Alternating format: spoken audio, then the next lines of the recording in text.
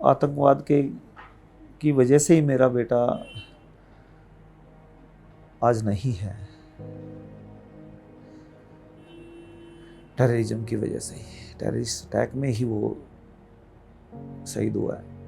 यदि वो अलर्ट होता या फिर उसको चैलेंज करते या वो समझ आता, भले वो खाली आता, तो मेरा बेटा इतना बहादुर है कि और फिज़िकली इतना फिट था, ताकतवर था, ट्रेंड था कि वो 2, 4, 5, 10 को तो मतलब जो हमारी कैजुअलिटी हम सुनते हैं 26 हुई है, तो इसको मिनिमाइज़ करता वो एटलीस्ट। भले उसको अपने देश पे मतलब उसकी जान जाती, उसको लिखा हुआ तो कोई नहीं टाल सकता, लेकिन वो 26 नहीं होती,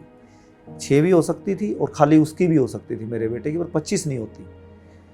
क्योंकि उसके हाथ हथियार लग जाता। और एक with in a fraction of second मुझे पता है कि उसमें कितनी चीतें जैसी फुर्ती थी,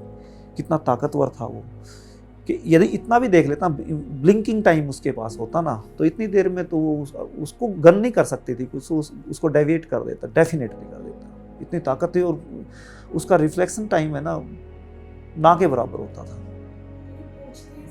रिफ्लेक्शन टाइम उसका ना के बराबर था मेरे बेटे का ना, वो नहीं काबू में आता,